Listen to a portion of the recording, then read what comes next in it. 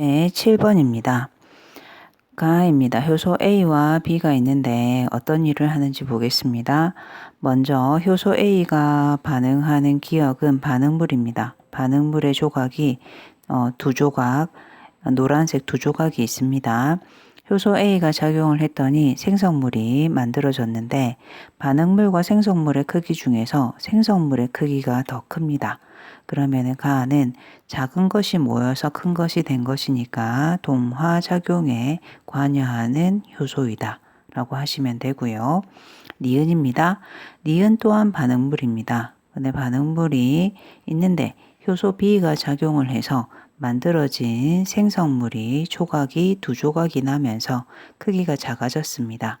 큰 게 작은 물줄로 나누어진 거니까 얘는 이화작용이라고 하시면 되겠습니다. 동화작용은 언제나 열을 흡수하는 흡열 반응이고요. 이화작용은 발열 반응입니다. 보기 기억입니다. A는 동화작용입니다. B는 니은에 대해서 딱 모양이 동그랗고 세모인 모양이 맞아야 작용할 수 있습니다. 따라서 여기서 반응물이 기질이거든요. 반응하는 물질을 기질이라고 하는데 기질에 대해서 특이하게 딱 들어맞아야 반응할 수 있다. 이것을 기질 특이성이라고 얘기합니다. 나는 발열 반응 이화작용입니다. 열이 방출된다. 문제 8번입니다. 그림은 생명체 내에서 일어나는 물질 대사인데 가는 크기가 작은 아미노산이 크기가 큰 단백질이 되는 동화작용입니다. 가에서 나타난 것은 아미노산이 단백질이 되는 단백질 합성의 과정이고요. 단백질 합성은 일어나는 장소, 우리가 아는 곳이 리보솜입니다. 나는 포도당이 물과 이산화탄소가 되는 크기가 작아지는 이화작용이고요. 포도당이 이산화탄소와 물이 되는 대표적인 예, 세포호흡입니다. 세포호흡이 일어나는 우리가 아는 장소 미토콘드리아라고 적어주시면 됩니다. 가와 나에서 에너지 변화를 서술하라고 얘기를 했습니다. 가는 동화작용이니까 흡열 반응입니다. 흡열 반응은 에너지가 흡수가 되는 반응입니다. 나는 이화작용이니까 발열 반응이고요. 발열 반응은 에너지가 방출되는 반응이라고 하시면 됩니다.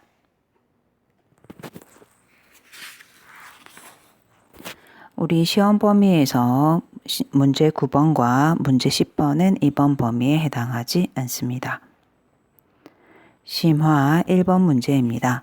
표는 동물의 세포를 구성하는 세포 소기관의 특징을 나타낸 것이다. 골지체, 리보솜, 미토콘드리아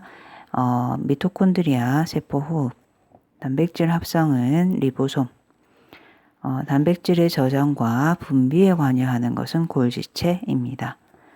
A에서는 세포 호흡을 통해 만들어지는 에너지가 두 가지입니다. 열 에너지와 ATP라는 에너지이기 때문에 ATP가 만들어진다. 맞습니다. B는 리보솜이고요. 리보솜에는 RNA가 와서 단백질이 만들어지기 때문에 RNA와 단백질로 구성이 되어 있습니다. 디귿 골지체는 세포막, 생체막 같은 말입니다. 세포막으로 쌓여 있다. 예, 맞습니다. 심화 2번입니다. 사람의 몸을 구성하는 것 중 같은 단계. 여기서의 같은 단계라는 것은 기관계를 의미합니다. 자, 기관계의 모습에서 가는 호흡계. 호흡계라는 기관계는 폐와 기관과 기관지라는 기관들로 구성이 되어 있습니다. 나는 순환계에 해당하고요. 순환계라는 기관계는 심장과 혈관이라는 기관으로 구성이 되어 있습니다. 다는 소화계이고요. 소화계는 식도, 위, 소장과 같은 기관으로 구성이 되어 있습니다. 라는 배설계이고요. 콩팥과 방광과 같은 기관으로 구성이 되어 있습니다. 간은 호흡계, 호흡을 담당하는 기관계이다. 나는 순환계, 심장과 혈관이라는 기관계로 구성되어 있습니다. 한 종류가 아닙니다. 다와 라에는 공통적으로 존재하는 조직이 있습니다. 상피 조직도 있고 결합 조직도 있고 근육 조직, 신경 조직이 모두 있습니다.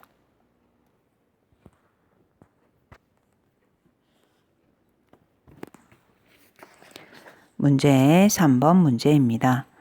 그림가는 세포막의 구조이고 나는 물질 A, B의 지질에 대한 용해도와 세포막에 대한 투과성을 조사한 것이다.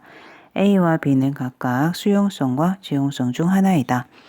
기억은 인지질, 니은은 단백질. 물질 A는 투과성이 크고 지질에 대한 용해도는 낮습니다. 따라서 수용성 물질이면서 투과가 잘 되는 것으로 보아서 크기가 작은 물질입니다. B는 투과성은 조금 낮습니다. 투과가 잘 안 되는 편인데 지질에 대한 용해도는 높습니다. 지질에 대한 용해도가 높으니까 지용성이면서 크기가 좀 크지 않을까 이렇게 생각할 수 있습니다. 보기 기억, A는 투과성이 높습니다. 그런데 수용성이기 때문에 인지질을 투과하기는 쉽지 않습니다. A는 수용성, B는 지용성이다. 디귿, 니은은 단백질이고 단백질은 인지질이 움직이기 때문에 특정 위치에 고정되지 않고 유동적입니다. 심화 4번 문제입니다. 표는 양파 조각 5개를 농도가 다른 설탕 용액에 넣고 시간이 t 시간만큼 경과한 후 질량 변화를 나타낸 것이다. 설탕 용액에 양파 조각을 넣은 건데 0.1, 0.2처럼 농도가 낮을 때는 세포가 크기가 커집니다. 그죠? 그러면 이것은 물이 세포 쪽으로 들어갔다. 물의 유입이 일어났다는 소리고요. 농도가 0.3에서 0.5 정도로 높을 때는 세포의 크기가 쪼그라들었습니다.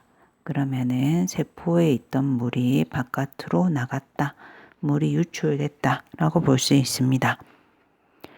자, 시간 t가 경과한 후 양파세포의 부피는 0.1에서 가장 높습니다. 큽니다. 그래서 틀렸고 양파세포와 동일한 농도는 지금 세포 크기가 3.0에서 시작을 했는데 3.1에서 시작했는데 3.1 그대로인 부분이 요 사이 어딘가에 있겠네요. 그러면은 같은 농도는 0.2에서 0.3 사이 어느 값입니다. 시간 t가 경과한 후 물이 가장 많이 들어온 것은 0.1몰 농도이다. 맞습니다.